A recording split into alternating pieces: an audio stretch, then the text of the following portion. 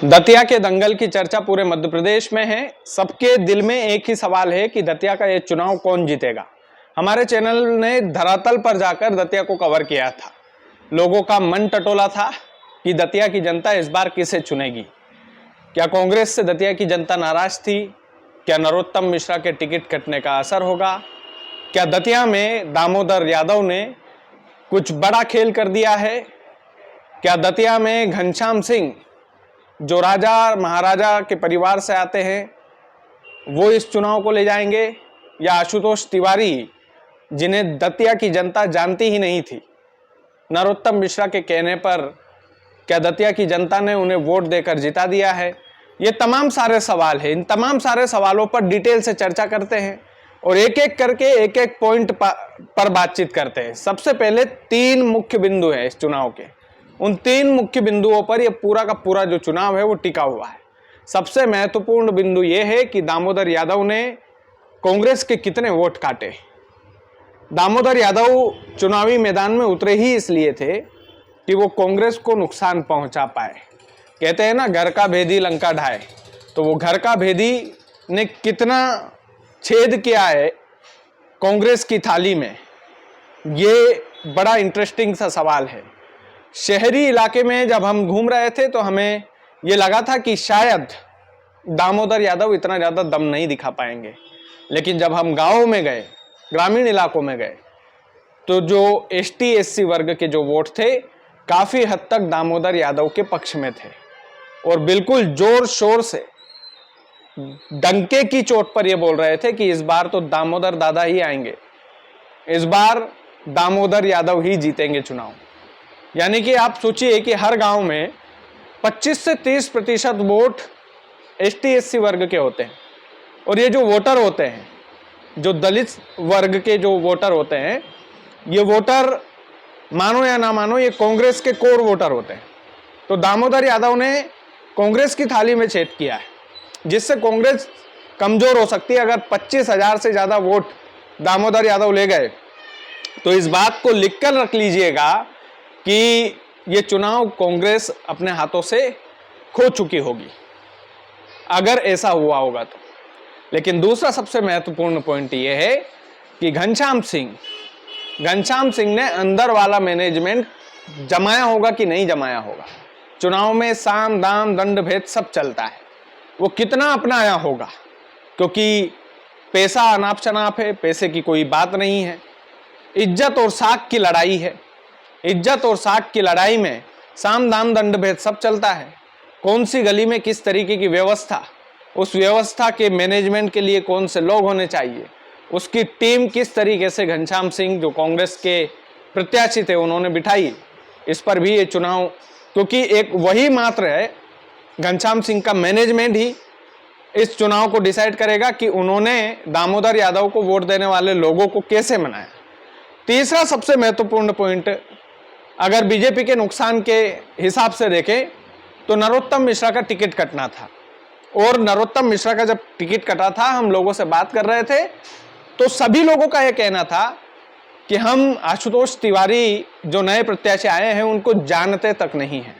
लेकिन फिर मोर्चा संभाला नरोत्तम मिश्रा ने, कार्यकर्ताओं की सभा ली और उस मीटिंग में, उस सभा में लगभग 5,000 से ज़्यादा कार्यकर्ता शामिल भी हुए। उस सभा को हमने बड़े करीब से देखा। नरोत्तम मिश्रा बोल रहे थे कि हमें हमारी पार्टी को जिताना है, दमखम से बोल रहे थे। लेकिन काफ़ी सारे चाहने वाले कार्यकर्ता ये भी बोल रहे थे कि चाहे दादा कितना ही बोल ले, हम उनके एक एक आंसुओं का हिसाब लेंगे। तो नरोत्तम मिश्रा का दोहरा चेहरा तो नहीं होगा, और यदि दोहरा चेहरा हुआ, यदि आशुतोष तिवारी इस चुनाव को हार गए तो नरोत्तम मिश्रा की राजनीति भी बुरी तरीके से पिट जाएगी। बीजेपी ने पीट ही दी है वैसे तो, लेकिन और बुरी तरीके से पिट जाएगी। अग्नि परीक्षा आशुतोष तिवारी के लिए नहीं थी, अग्नि परीक्षा नरोत्तम मिश्रा के लिए थी। अग्नि परीक्षा नरोत्तम मिश्रा के फ्यूचर के लिए थी कि वो क्या किसी नए व्यक्ति को अपने क्षेत्र की लोकप्रियता के हिसाब से मना सकते हैं। क्या वो धोखेबाज आदमी तो नहीं है, हम टिकट काटेंगे तो कहीं पाला बदल तो नहीं कर लेंगे। पार्टी टेस्ट करती है। हो सकता है कि आने वाले भविष्य में पार्टी दतिया से उन्हें लोकसभा का टिकट दे और उन्हें केंद्र में ले जाए। क्योंकि क्वालिटी वाले नेता हैं, इसमें कोई दो राय नहीं है। मुख्यमंत्री डॉक्टर मोहन यादव जब आए थे तो आंसू झलके थे। उस आंसू झलकने का नुकसान बीजेपी को था, यह कोई नुकसान मतलब फायदा नहीं था। नरोत्तम मिश्रा मंच पर रोए तो दतिया की जनता भी भावुक हुई और दतिया की जनता के मन में एक गलत संदेश गया कि हम नरोत्तम मिश्रा के आंसुओं का हिसाब लेंगे, चुन चुन कर लेंगे, भारतीय जनता पार्टी से ही लेंगे।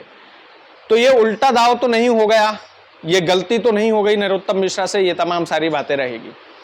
सबसे महत्वपूर्ण एक और बात इस चुनाव में कि जो शहरी इलाका है वो नरोत्तम मिश्रा का दीवाना है, लेकिन जो ग्रामीण इलाके के लोग थे उनमें से काफी लोग दबी सी जुबान में ये बात करते थे कि नरोत्तम मिश्रा ने जितना विकास किया वो दतिया में ही कर दिया, ग्रामीण इलाकों के लिए वो बहुत ज्यादा कुछ कर नहीं पाए। दतिया पिछड़ा इलाका भी है, वहां के गांव भी पिछड़े हैं, हमने जाकर देखा है।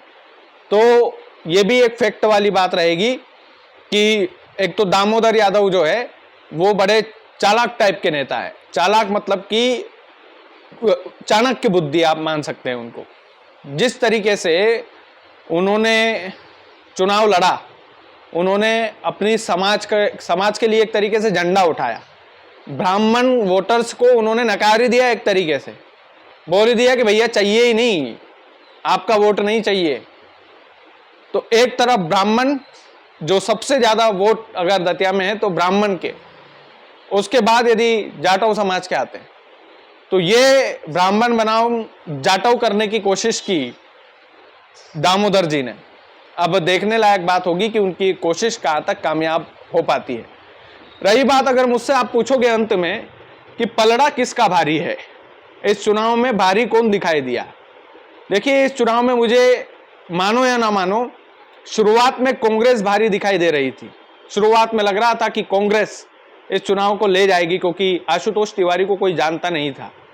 लेकिन फिर बीजेपी ने पूरी टीम उतारी, नरोत्तम मिश्रा खुद ग्राउंड लेवल पर गए, लोगों से हाथ जोड़कर अपील की, आशुतोष तिवारी के कंधे से कंधा मिलाकर के चले, गलियों में घूमे और अपनी अग्नि परीक्षा के लिए, अपने फ्यूचर बचाने के लिए भी वो गलियों में घूमे। और आत्मसम्मान साख की लड़ाई कि मैं अगर इनको आशुतोष को चुनाव जिता दूंगा तो मेरा ओहदा और पार्टी की नजर में बढ़ जाएगा। इस कोशिश में नरोत्तम मिश्रा हो गए और अंत तक आते आते बीजेपी ने इस चुनाव को संभाल लिया। तो मेरी नजर में बीजेपी जो है इस चुनाव में भारी दिखाई दी।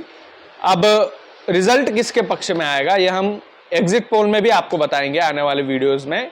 बाकी ये दतिया का पूरा गणित था, जो हमें लगा हमारी नज़रों से वो हमने आपको बताने की कोशिश की है। बाकी आप लोग वीडियो को ज़्यादा से ज़्यादा शेयर कीजिएगा। चैनल यदि आपने सब्सक्राइब नहीं किया है तो प्लीज़ कर लीजिएगा। बहुत बहुत धन्यवाद।